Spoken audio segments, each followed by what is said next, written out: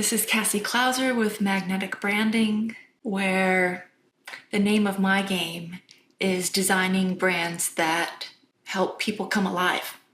Strategy is more than just, oh, well, this is how I'm different.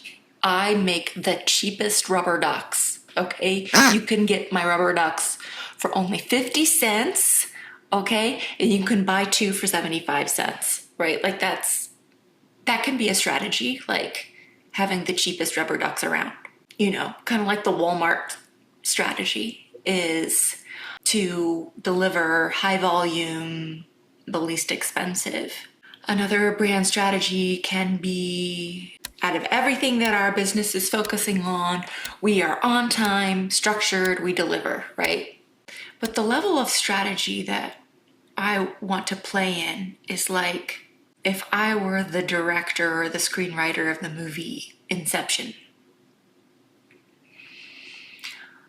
I don't want to just play the game. I want to design the game. I want to be aware of all the games that are going on as much as I can, which I know so much will be a mystery forever, right? But I think that one of the things that makes me come alive is unveiling what was dark. What do I mean by being the game designer instead of just a player in the game or a coach in the game, right? You might think that you're high up in that game, but you're still in the dream of the game. So understanding the made-up rules of the game requires an awareness of systems that are created. And so if you think about the realm or the model of your business, your category of business, there are certain like unwritten rules of what the problem is and why that's a problem. Okay, we're going to use my category as an example because this is going to be easy for me, all right? Because who knows who I'm talking to right now. In design, there are certain implied rules. This should look good. Okay. This should be readable. Yeah, I mean, some of these are good, right? Businesses should have a website. Businesses should promote on social media. Businesses should have a brand, and it should make sense and be coherent. And that you need a strategy, that you need values and a mission and visuals that match, and you should be recognizable, and all of this. You know, I could play in my mind with like, well, what if I made a brand ugly? I'm not going to make your brand ugly, but you know, it's just really playing with ideas of what rules do I want to play from. And I want to play from my own rules or rules that I've vetted compared to just, oh, like this is what this guy on YouTube said to do in order to make money. And so then I'm going to do it because that guy said it. All right. He seems like he's making a lot of money. So I'll just copy what he's doing.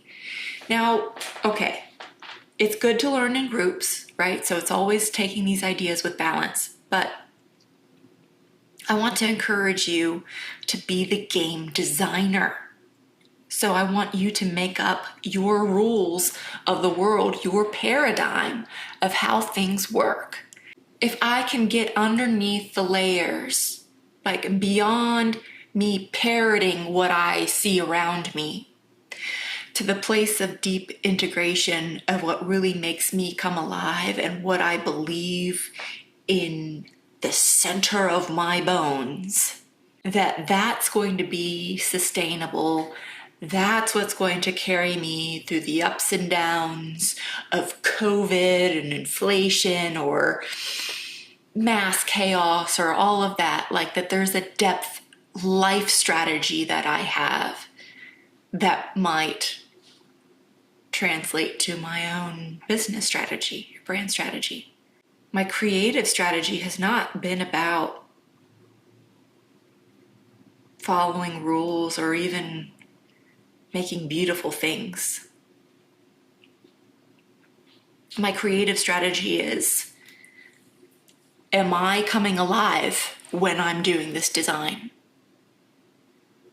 Where and when does my client light up and blush? And I'm watching for these things of when whoever's in front of me has been activated. When has something from darkness come to light? That aha moment. You know, that moment when you figure something out and like things come together and it's like, oh, how are you the game designer? You know, what is underneath all the layers of what people have told you to do?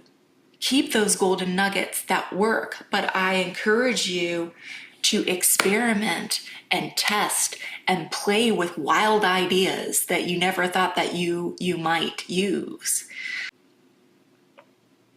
What if I played with the idea of filth in brand design? What? I've not seen that. As an exercise, right? Like to not just like, oh, I'm blindly sticking to these values, but to become flexible in your values so that you can actually find the real resonant thing. Because when you come alive, your audience is going to come more alive.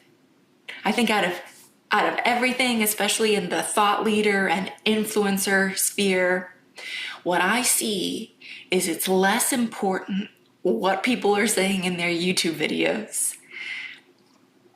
Less important than how a speaker is owning the space and they are speaking from their deepest knowing, their deepest self, because that's how people want to feel alive. What makes you come alive? If you're liking my videos, please subscribe to my channel, leave a comment, share with your friends. This will be a mix of strategic and intuitive sharing. And I hope that you continue on this journey with me.